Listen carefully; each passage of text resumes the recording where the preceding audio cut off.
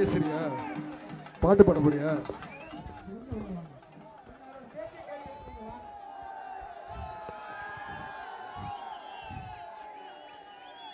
இருட்டு கிடந்த பூமியில வெளிச்சம் தந்த சூரியனே, மிரட்டி கிடந்த நெஞ்சுக்குள்ள தைரியம் சாவிடரே. மீண்டும் வா தலைவனே, வென்று வா ஸ்டாலினே, மீண்டும் வா தலைவனே, வென்று வா ஸ்டாலினே. ஸ்டாலின் தொடரட்டும், தமிழ்நாடு வெல்லட்டும், நம்ம ஸ்டாலின் தொடரட்டும், தமிழ்நாடு வெல்லட்டும். நன்றி. கருணாநிதி தாத்தாக்கு உதயசூரியன் சின்னத்துல ஓட்டு போட்டுருங்க.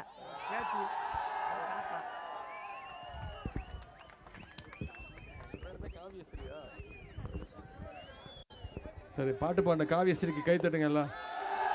நன்றி நன்றி காவியஸ்ரீ. கீழே இறங்கி போயிடுங்களா? செருப்பு இல்லாமல் வந்திருக்கீங்க, ஜாக்கிரதை. நல்லா இருக்கீங்களாம்மா? நீங்கள் என்ன கேட்க மாட்டீங்களா? நல்லா நன்றிப்பா, நன்றி நன்றி. சரி, கொடுத்து வணக்கம்மா. வணக்கம்மா, நல்லா இருக்கீங்களா? சரி, இந்த வெயிலையும் பொருட்படுத்தாமல் இவ்வளோ எழுச்சியோடு உணர்ச்சியோடு அன்போடு வரவேற்பு கொடுத்துருக்குறீங்க. அதுக்கு முதல்ல என்னுடைய நன்றியை நான் தெரிவிச்சுக்கிறேன். வர்ற சட்டமன்ற தேர்தலில் இந்த கோயில்பட்டி சட்டமன்ற தொகுதியில் நம்முடைய வெற்றி வேட்பாளர் தலைவர் அவர்கள் உங்கள் இடத்துல ஒப்படைச்சிருக்கிறாரு. பேர் என்ன? கலைஞரோட பேர் அண்ணன் திரு எஸ் கருணாநிதி அவர்களை அதிகமான வாக்கு வித்தியாசத்தில் ஜெயிக்க வச்சு சட்டமன்றத்துக்கு அனுப்புவீங்களா? வெற்றி உறுதியா? தலைவர் என்ன அனுப்பிச்சிருக்காங்க. நான் கடந்த 15 நாட்களாக தமிழ்நாடு முழுக்க கிட்டத்தட்ட 80 சட்டமன்ற தொகுதிகளுக்கு போய் மக்களை சந்தித்து நம்முடைய வெற்றி வேட்பாளர்களுக்கு நம்முடைய உதயசூரியன் சின்னத்திலையும் கூட்டணி கட்சி சின்னத்திலையும் பிரச்சாரத்தை மேற்கொண்டிருக்கிறேன். போகிற இடத்துலலாம் மிகப்பெரிய எழுச்சி. எல்லா இடத்துலையும் நம்ம தான் ஜெயிக்க போகிறோம். மீண்டும் நம்முடைய முதலமைச்சர் தான் முதலமைச்சர் நாற்காலியில் உட்கார போகிறாரு. மீண்டும் திராவிட முன்னேற்ற கழகம் ஆட்சி, திராவிட மாடல் 2.0 ஆட்சி அமைய போது உறுதி. அதில் உங்ககிட்ட வந்து தலைவர் என்ன அமைச்சிருக்கிறாரு. கோயில்பட்டிக்கு போய் திரு கருணாநிதி அவர்களுக்கு உதயசூரியன் சின்னத்தில் வாக்கு கேட்டுவான்னு கேட்டேன். அதுதான் வந்தேன். உங்களெல்லாம் கேட்டு நீங்கள்லாம் தயவு செய்து உதயசூரியன் சின்னத்துக்கு வாக்களிச்சிருங்க அப்படின்னு கேட்க வந்தேன். ஆனால் இங்கே வந்து பார்த்ததுக்கு அப்புறம் தெரியுது, ஏற்கனவே கோயில்பட்டியில் உதயசூரியனை வெற்றி உறுதி செய்யப்பட்ட வெற்றி உறுதியா? நிச்சயமாமா? கையை காட்டி சொல்லுங்க, எந்த சின்னம்? உதயசூரியன் சின்னத்தில் வாக்களித்து அதிகமான வாக்கு வித்தியாசத்தில் ஜெயிக்க வைக்கணும். போன முறை வந்து கேட்டேன், போன முறை ஜெயிக்க வச்சிருந்தீங்க, ஆனால் போன முறை ஏமாத்திட்டீங்க. போன முறை வெற்றி வாய்ப்பை நம்ம இழந்துட்டோம். அதுக்கு சேர்த்து இந்த முறை அண்ணன் கருணாநிதி அவர்களுக்கு உதயசூரியன் சின்னத்தில் மிகப்பெரிய வெற்றியை தேடி தர்றோம். செஞ்சு கொடுப்பீங்களா? முதல்ல இங்கே வந்திருக்கக்கூடிய வெற்றி வேட்பாளர் அவர்களுக்கும் அண்ணன் கருணாநிதி அவர்களுக்கும், நம்முடைய தூத்துக்குடி வெற்றி வேட்பாளர் மாண்புமிகு அமைச்சர் அக்கா கீதா ஜீவன் அவர்களுக்கும், மாநகராட்சி மேயர் சகோதரர் ஜெகன் பெரியசாமி அவர்களுக்கும், பொதுக்குழு உறுப்பினர்கள் அண்ணன் ராமர், பீட்டர், சிவசுப்பிரமணியன், அண்ணன் மாணிக்கராஜா, அதேபோல் தொகுதி பார்வையாளர்கள் திரு பொன்முத்து ராமலிங்கம், கணேசன், ஒன்றிய நகர பேரூர் கழக செயலாளர்கள் திரு சுரேஷ், சுப்பிரமணியன், கருப்புசாமி, சின்னபாண்டியன், முருகேசன், ராதாகிருஷ்ணன், ஜெயக்கண்ணன், கிருஷ்ணகுமார், சுரேஷ் கண்ணன், பாலகுமார், மாவட்ட இளைஞரணி அமைப்பாளர் சகோதரர் மதியழகன், துணை அமைப்பாளர்கள் பிரதீப், மகேந்திரன், ராதாகிருஷ்ணன், பாரதி, ரவிக்குமார், ஜோசப், இளைஞரணி உள்ளிட்ட அனைத்து அணிகளைச் சேர்ந்த நிர்வாகிகளுக்கும், நம்முடைய மதச்சார்பற்ற முற்போக்கு கூட்டணி கட்சியை சேர்ந்த நண்பர்களுக்கும், அதே மாதிரி இங்கே வந்திருக்கக்கூடிய அருமை தாய்மார்கள், அக்காக்களுக்கும், அம்மாக்களுக்கும், பாட்டிகள், உங்கள் அத்தனை பேருக்கும், முத்தமிழர் கலைஞருடைய உயிரினும் மேலான அன்பு உடன்பிறப்புகள் உங்கள் அத்தனை பேருக்கும் நன்றியை நான் தெரிவிச்சுக்கிறேன். இந்த மாவட்டம் தூத்துக்குடி மாவட்டம், எத்தனையோ மாவட்டத்துக்கு போனாலும் தூத்துக்குடி மாவட்டத்துக்கு வந்தால் எப்பவுமே தனி கெத்து தான், தனி பெருமை தான். அது உங்களுடைய எழுச்சி. தூத்துக்குடி எப்பவுமே திமுகவுடைய கோட்டைங்கிறத ஒவ்வொரு முறையும் நாம் நிரூபிச்சுட்டு இருக்கிறோம். இப்போ உங்களுடைய எழுச்சியை பார்க்கும்போது நிச்சயம் வெற்றி உறுதி. இன்னைக்கு தமிழ்நாட்டுக்கு ஒரு முன்மாதிரியாக இருக்கக்கூடிய மாவட்டம் தான் நம்முடைய தூத்துக்குடி மாவட்டம். தொழில் வளர்ச்சியாக இருக்கட்டும், விவசாயமாக இருக்கட்டும், மீன்பிடியாக இருக்கட்டும், துறைமுகமாக இருக்கட்டும், வர்த்தகம், எல்லாத்துலேயுமே கலக்குகிற மாவட்டம், தலை சிறந்து விளங்குகிற மாவட்டம் இந்த தூத்துக்குடி மாவட்டம்.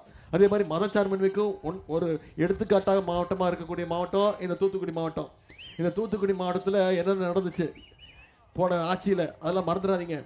எடப்பாடி பழனிசாமி அவர்கள் செஞ்ச அநியாயத்தை, துரோகத்தை தயவு செய்து மறந்துடாதீங்க. ஸ்டெர்லைட் போராட்டத்தில் 13 பேரை சுட்டு கொண்டுட்டு நான் டிவியில் தான் பார்த்தேன், எனக்கு தெரியாதுன்னு சொன்ன முதலமைச்சர் தான் அவர். அவருக்கு மீண்டும் தூத்துக்குடியில் இடம் கொடுத்துடாதீங்க. அது மட்டும் இல்லை, சமீபத்தில் போன ஆட்சியில் பழனிசாமியோட ஆட்சியில் சாத்தாங்குளத்தில் எவ்வளோ பெரிய கொடுமை நடந்ததுன்னு நீங்கள் மறந்துருக்க மாட்டீங்க. போலீஸ் ஸ்டேஷன்லேயே வச்சு அப்பாவையும் மகனையும் அடித்து கொண்டுட்டு அவங்க மூச்சு திணறல இறந்து போனாங்கன்னு போய் சொன்னார். இப்போ அவங்களுடைய மரணத்துக்கு நம்முடைய திராவிட மாடல் அரசு தான், நம்முடைய முதலமைச்சர் தான் இன்னைக்கு நீதி வாங்கி கொடுத்துருக்கக்கூடிய ஆட்சி நம்முடைய திராவிட மாடல் ஆட்சி. ஸ்டெர்லைட் படுகொலை, சாத்தான்குளம் படுகொலை, இது எல்லாத்துக்கும் இப்படி தூத்துக்குடி மாவட்டத்துக்கு தொடர்ந்து துரோகம் செஞ்சிருக்கக்கூடிய திரு எடப்பாடி பழனிசாமி அவர்களை இந்த முறையும் நீங்கள் தண்டிக்கணும். அதுக்கு சரியான தருணம் இந்த சட்டமன்ற தேர்தல். இந்த நம்முடைய வேட்பாளர் அவர் உங்ககிட்ட அறிமுகப்படுத்த தேவையில்லை, உங்கள் அத்தனை பேருக்கு தெரிஞ்ச வேட்பாளர் தான், உங்களில் ஒருத்தர் தான். இந்த தொகுதியில் இன்னும் என்ன சிறப்புனா கலைஞருடைய பேர்லேயே உங்களுக்கு ஒரு வேட்பாளர் கிடைச்சிருக்கிறாங்க. கலைஞர் இந்த தொகுதியில் நின்னா எப்படி வாக்களித்து எப்படி பிரச்சாரம் பண்ணி வாக்களித்து வெற்றியை கொடுப்பீங்களோ அதே மாதிரி அண்ணன் கருணாநிதி அவர்களுக்கு கருணாநிதி வாக்கு கேட்டு உதயநிதி வந்திருக்கிறேன். இன்னொன்று தெரியுமா உங்களுக்கு, நானும் ஒரு வேட்பாளர் தெரியுமா, நானும் போட்டி போடுறேன். சென்னையில் சேப்பாக்க திருவல்லிக்கேணி தொகுதியில் போட்டி போடுறேன். நான் அங்கே இன்னும் பிரச்சாரத்துக்கு போகல, ஒரே ஒரு நாள் தான் போனேன். அங்கே போகாமல் இங்கே வந்திருக்கேன்னா எனக்கு என்னுடைய வெற்றியை விட அண்ணன் கருணாநிதியுடைய வெற்றி மிக மிக முக்கியமான வெற்றி. போட்டோவா தொடர்ந்து சொல்லிட்டேன், போட்டோலாம் இனிமேல் கிடையாது, அதை விட்டுருங்க, மறந்துடுங்க. அண்ணன் கருணாநிதி அவர்களை ஜெயிக்க வச்சு கொடுப்பேன். சரி போட்டோ காட்டுறேன், ஆனால் நீங்கள்லாம் ஒரு வாக்குறுதி கொடுக்கணும். கோயில்பட்டியில் வெற்றி உறுதியா? ஒரு சிறந்த மக்கள் பணியாளர் தான், ஒரு நல்ல நகர்மன்ற தலைவராக சிறப்பாக பணியாற்றிய காரணத்தால் தான் இன்னைக்கு தலைவர் அவருக்கு இன்னைக்கு இந்த வாய்ப்பை கொடுத்துருக்கிறாரு. எப்போதும் மக்களோடு மக்களாக பயணிக்கக்கூடியவர். வெறும் தேர்தலுக்கு தேர்தல் மட்டும் மக்களை வந்து சந்திக்கிற இயக்கம் கிடையாது திராவிட முன்னேற்ற கழகம். என்றைக்குமே எந்த காலத்திலையும் வருஷம் முழுக்க மக்களோடு மக்களாக இருக்கக்கூடிய இயக்கம். உங்களுக்கு மக்களுக்கு ஒன்றுனா என்ன பிரச்சனை, அதை எப்படி சரி செய்யலாம், என்ன கோரிக்கைங்கிறத ஒன்னொன்றுத்தையும் கேட்டு தெரிஞ்சு அதை சரி செய்யக்கூடிய மக்களோடு பயணிக்கக்கூடிய ஒரு வேட்பாளர் தான் அண்ணன் கருணாநிதி அவர்கள். அவரை நீங்கள் மிக பெருவாரியான வாக்கு வித்தியாசத்தில் ஜெயிக்க வைக்கணும். செஞ்சிருவீங்களா? உதாரணத்துக்கு இந்த கோயில்பட்டியில் எத்தனையோ சாதனைகளை செஞ்சுருக்கிறோம். அந்த சாதனையெல்லாம் சொல்லி உங்ககிட்ட உரிமையோடு வாக்கு கேட்க வந்திருக்கிறேன். பாண்டவர் மங்கலம் ஊராட்சியில் இன்னைக்கு ஆரம்ப துணை சுகாதார நிலையம் ஆரம்பித்து கொடுத்தது நம்முடைய முதலமைச்சர் அவர்கள், நம்முடைய திராவிட மாடல் அரசு. லிங்கம்பட்டி ஊராட்சியில் இன்னைக்கு மாற்றுத்திறனாளிகள் பயன்பெறுகின்ற வகையில் 58 லட்சம் ரூபாய் ஒதுக்கீடு செய்யப்பட்டு புதிதாக குறுந்தொழில்கள் குழும கட்டிடம், கிழவிப்பட்டு மற்றும் கொடுக்கம்பாறையில் 2 சமுதாய நலக்கூடங்கள், மாற்றுத்திறனாளிகள் உள்ளிட்ட 3000 பேருக்கு வீட்டுமனை பட்டாக்கள் கொடுத்துருக்கிறோம். இலுப்பையூரணி ஊராட்சியில் 32 லட்சம் ரூபாய் மதிப்பீட்டில் ஒரு தொட்டி ஓவர் டேங்க் கட்டி கொடுத்துருக்கிறோம். கடம்பூரில் சமுதாய நலக்கூடம் 1 கோடி ரூபாய் மதிப்பீட்டில் காமநாயக்கன்பட்டி வீரமாமுனிவருக்கு ஒரு புதிய மணிமண்டபம் அமைச்சு கொடுத்துருக்கிறோம். கோயில்பட்டியை தலைமையிடமாக கொண்டு புதிய நெடுஞ்சாலைத்துறை ஜோனல் ஆஃபீஸ் கட்டி கொடுத்துருக்கிறோம். எழுத்தாளர் ராஜநாராயணன் கீரா அவர்களுக்கு 1 கோடி ரூபாய் செலவில் மணிமண்டபம். காமநாயக்கன்பட்டியில் ஒரு புதிய போலீஸ் ஸ்டேஷன். கோயில்பட்டி அரசு மாவட்ட தலைமை மருத்துவமனையில் இன்னைக்கு கூடுதல் சிகிச்சை வசதிகள். 7 கோடி ரூபாய் மதிப்பீட்டில் புதிய ஹாக்கி மைதானம். 1 கோடி ரூபாய் மதிப்பீட்டில் புதிய ஸ்போர்ட்ஸ் ஹாஸ்டல். பூவநாத சுவாமி திருக்கோயில் இன்னைக்கு புதிய திருமண மண்டபம் கட்டப்பட்டு அந்த பணிகள்லாம் நடக்குது. கழுகுமலையில் புதிய வேளாண் சேமிப்பு கிடங்கு. 2 கோடி ரூபாய் மதிப்பீட்டில் மாணவர் விடுதி கட்டிடம் ஹாஸ்டல். பன்னீர்குளத்தில் 40 லட்சம் ரூபாய் மதிப்பீட்டில் ஒரு பன்னோக்கு மையம். அப்புறம் கொடுக்காம்பாறை பகுதியில் இன்னைக்கு ஒரு சமுதாய நலக்கூடம் கட்டப்பட்டிருக்கு. இது எல்லாத்தையும் செஞ்சு கொடுத்தது யாரு? நம்முடைய திராவிட மாடல் அரசு, நம்முடைய முதலமைச்சர் அவர்கள்.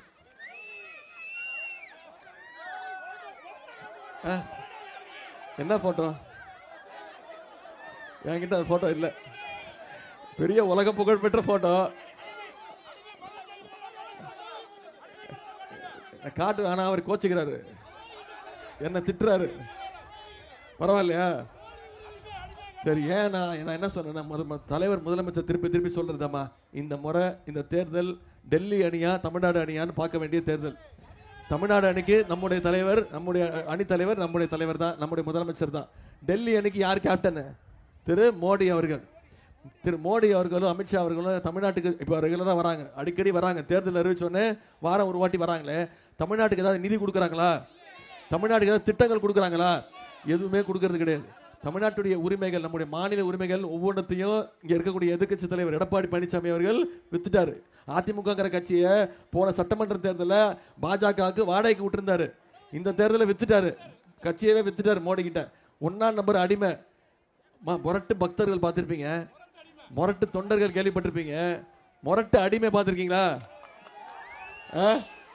பார்த்துருக்கீங்களாம்மா? இதைத்தாம்மா நான் சொன்னேன். இதுக்கு தான் அவர் கோச்சிக்கிட்டாரு. இப்போ கோச்சிக்கிட்டே என்கிட்ட என்ன சொல்லிட்டாருன்னா, உதயநிதி எனக்கு கண்ணா பண்ண திட்டுறாரு, அவருக்கு என்ன அனுபவம் இருக்கு, அவருக்கு எந்த அனுபவமே இல்லை அப்படின்ட்டாரு.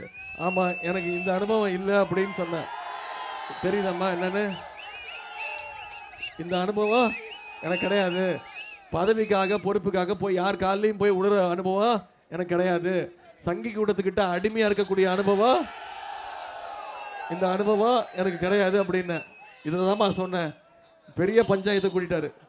என்ன கண்ணா அப்படின்னு திட்டுறாரு. செத்து போயிருக்கணும்ட்டாருமா. என்ன உயிரோடு இருந்து என் உயிரை வாங்குறான் அப்படின்ட்டாரு. ரொம்ப டென்ஷன் வராரு.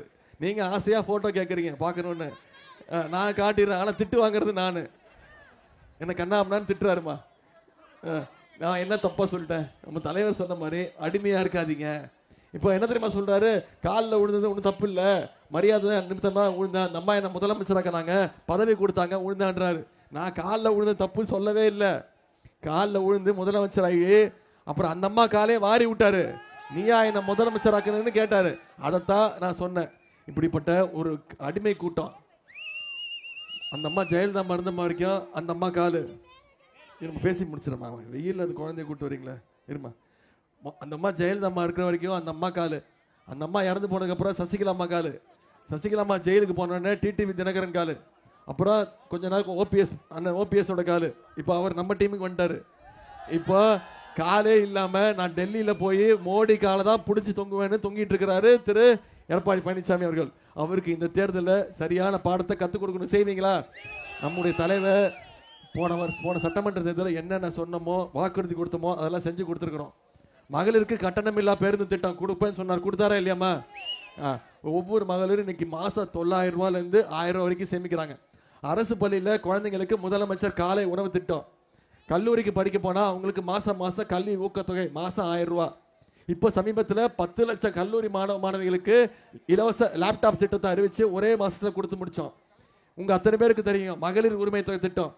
நாம் செஞ்சோமா இல்லையா? அம்மா, மகளிர் உரிமை தொகை திட்டத்தை நிப்பாட்டுறதுக்கு பாஜகவும் அதிமுகவும் முயற்சி பண்ணாங்க. தேர்தலை காரணம் காட்டி 3 மாதம் நிப்பாட்டுறதுக்கு நீதிமன்றத்துக்கு போனாங்க. நம்முடைய தலைவர் என்ன பண்ணாரு? 1000 ரூபா கொடுக்கறது நிப்பாட்ட முயற்சி பண்ணுறீங்களா? நான் 5000 ரூபா கொடுப்பேன், நிப்பாட்டு பார்க்கலான்னு சொல்லி கொடுத்தாரா இல்லையா? பிப்ரவரி மாதம், மார்ச் மாதம், ஏப்ரல் மாதம் 3 மாதத்துக்கு சேர்த்து 3000. கோடை கால சிறப்பு நிதி 2000ன்னு 5000 ரூபா நம்முடைய முதலமைச்சர் 1,31,00,000 மகளிருக்கு கொடுத்தாங்க. ஒரே பேமெண்ட்டில் கொடுத்தாங்க. காலைல 6:30 மணிக்கு முதலமைச்சர் பேங்க் அக்கௌண்ட்டில் அனுப்பிச்சாரு. 9 மணிக்கெல்லாம் போய் மகளிர் வித்ட்ரா பண்ணிட்டீங்க, பணத்தை எடுத்துட்டீங்க. ஏன் அவ்வளோ ஷார்ப்பு? மோடி இந்த பணத்தை கை வச்சிட போறாரு, பேங்க்ல மினிமம் பேலன்ஸ் இல்லைன்னு சொல்லி இந்த பணத்தை எடுத்துட்டு போறாருன்னு போய் எடுத்தீங்க. அதே மாதிரி 23ஆம் தேதி தேர்தல். அந்த தேர்தல் அன்னைக்கு வாக்குச்சாவடிக்கு போய் வாக்குப்பெட்டியில் 2வது இடம் அண்ணன் கருணாநிதியோட பேர் இருக்கும். அதுக்கு பக்கத்தில் உதயசூரியன் சின்னம் இருக்கும். அந்த உதயசூரியன் சின்னத்தில் நீங்க வாக்களிச்சு இந்த முறை கோவில்பட்டியில் மிகப்பெரிய வாக்கு வித்தியாசத்தில் ஜெயிக்க வைக்கணும். செய்வீங்களா? சில வாக்குறுதியும் நம்முடைய முதலமைச்சர் கொடுத்துருக்காங்க. இந்த முறை ஆட்சி அமைஞ்சோன்னு மகளிர் உரிமை தொகை 1000 ரூபாயிலிருந்து 2000 ரூபா உயர்த்தி கொடுப்பேன்னு சொல்லியிருக்கோம். கல்வி ஊக்கத்தொகை 1000 ரூபாயிலிருந்து 1500 உயர்த்தப்படும் சொல்லியிருக்கிறோம். முதலமைச்சர் காலை உணவு திட்டம் 5ஆம் வகுப்புலேருந்து 8ஆம் வகுப்பு வரைக்கும் கொடுப்போம்னு சொல்லியிருக்கிறோம். அடுத்த 5 வருஷத்துல 10 லட்சம் கலைஞர் கனவு இல்லம் கட்டப்பட்டு யார் யாருக்கெல்லாம் வீடு இல்லையோ அவங்களுக்கெல்லாம் வீடு கட்டி கொடுக்கப்படும் சொல்லியிருக்கிறோம், வாக்குறுதி கொடுத்துருக்கிறோம். அடுத்த 5 வருஷம் 35 லட்சம் கல்லூரி மாணவிகளுக்கு இலவச லேப்டாப் திட்டம் கொடுப்போம்னு நம்முடைய முதலமைச்சர் வாக்குறுதி கொடுத்திருக்கிறார். இது எல்லாத்தை விட முக்கியமான வாக்குறுதி உங்களுக்கு தெரியும். ஆட்சி அமைஞ்சோன்னு நம்முடைய முதலமைச்சர் அவர்கள் அனைத்து மகளிருக்கும் 8000 ரூபாய் முதலமைச்சர் கொடுத்துருவாங்க. அந்த 8000 ரூபாய் பயன்படுத்தி மகளிர் நீங்க உங்க வீட்டுக்கு தேவையான மின்சாதன பொருட்கள் எதுவோ அதை நீங்களே முடிவு பண்ணி வாங்கிக்கலாம்னு முதலமைச்சர் சொல்லிட்டார். முடிவு பண்ணிட்டீங்களா? உதயசூரியன் வெற்றி நிச்சயமா? இன்னைக்கு தேதி 15ஆம் தேதி, தேர்தல் நாள் 23.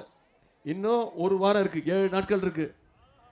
உதயநிதி வந்தாரு, வாக்குறுதிகள்லாம் கொடுத்தாரு, திட்டங்களை பத்தி பேசினாரு, கலைஞ்சு போயிட்டோன்னு கலைஞ்சு போகாம அடுத்த ஒரு வாரம் நீங்க ஒவ்வொருத்தரும் ஒவ்வொரு வீடா போய் ஒவ்வொரு வாக்காளராக சந்திச்சு ஏன் உதயசூரியன் சின்னத்துக்கு அண்ணன் கருணாநிதி அவர்களுக்கு வாக்களிக்கணும், ஏன் மீண்டும் நம்முடைய திராவிட மாடல் ஆட்சி அமையணும், ஏன் கோவில்பட்டியில் அண்ணன் கருணாநிதி அவர்கள் ஜெயிக்க வைக்கணும் அப்படிங்கிற அந்த பிரச்சாரத்தை நீங்க செஞ்சீங்கன்னா நிச்சயம் 25,000 இல்ல 50,000 வாக்கு வித்தியாசத்தில் அண்ணன் கருணாநிதி அவர்கள் மிகப்பெரிய வெற்றியை நிச்சயம் பெறுவாங்க. அந்த வெற்றியை நீங்க கண்டிப்பா பண்ணி கொடுப்பீங்க, செஞ்சு கொடுப்பீங்க நம்பிக்கையில கேட்கிறேன். உங்க எல்லாம் அன்போடு கேட்கிறேன், பண்போடு கேட்கிறேன், பாசத்தோடு கேட்கிறேன், உரிமையோடு கேட்கிறேன், உங்க வீட்டு பிள்ளையாக இருந்து கேட்கிறேன். இன்னும் சொல்லணும்னா தலைவருடைய மகனாக இருந்து கேட்கிறேன், முத்தமிழர் கலைஞருடைய பேரனாக இருந்து கேட்கிறேன். உதயசூரியன் சின்னத்தில் அண்ணன் கருணாநிதி அவர்களுக்கு வாக்களிங்க. மிகப்பெரிய வாக்கு வித்தியாசத்தில் ஜெயிக்க வைங்க. உங்களுடைய அன்புக்கும் வரவேற்புக்கும் நன்றி நன்றி நன்றி.